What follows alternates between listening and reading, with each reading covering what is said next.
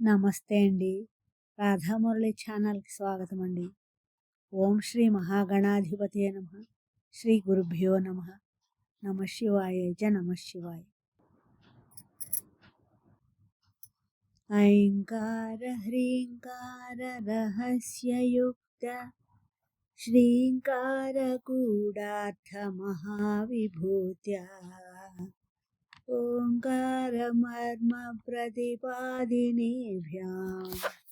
నమో నమః శ్రీ గురుపాదుకాభ్యాం నమో నమః శ్రీ గురుపాదుకాభ్యాం. శివానందలహరి 43వ శ్లోకం అండి.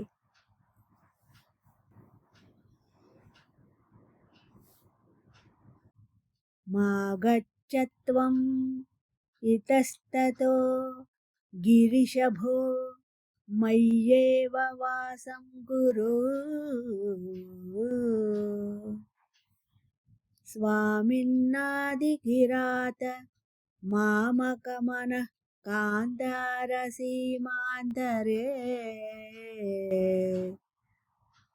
వర్తంతే బహుశో మృగా మదజుషో మాత్సర్యమోహాదయః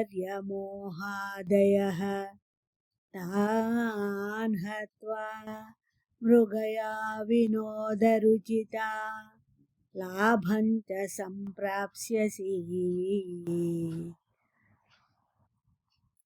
మా గచ్చత్వం ఇతస్తతో గిరిశభో మయ్యేవ వాసం కురు స్వామిన్నాదికిరాత మామకమనః కాంతారసీమాంతరే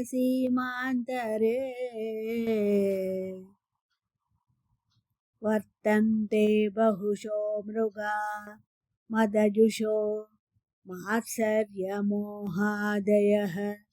తాన్ హత్వా మృగయా వినోదరుచితా లాభం చ సంప్రాప్స్యసి. ఈ శ్లోకం యొక్క భావం అండి. కైలాసగిరియందు శయనించే ఆది కిరాతకుడువైన ఈశ్వర, నీవు అచ్చటికి ఇచ్చటికి తిరగవద్దు, నాయందే నివసించు. దాని వలన నీకు 2 లాభములున్నాయి. నీవు మాటి మాటికి అచ్చటికి ఇచ్చటికి తిరగవలసిన అవసరం ఉండదు. నా మనస్సు అనే అడవి మధ్యలో మాత్సర్యము, మోహము మొదలైన అడవి జంతువులు అనేకం తిరుగుతున్నాయి. వాటిని చంపి నీవు కిరాతకుడువై కాబట్టి వేట వినోదం నందలి ప్రీతిని సైతము పొందవచ్చు.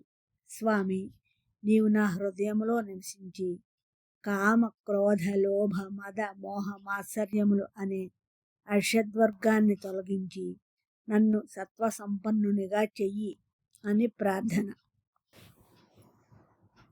నా ఈ శ్లోకం మీ అందరికీ నచ్చినట్లయితే లైక్ చేయండి, షేర్ చేయండి, కామెంట్ పెట్టండి, సబ్స్క్రైబ్ చేయండి. మీ రాధ.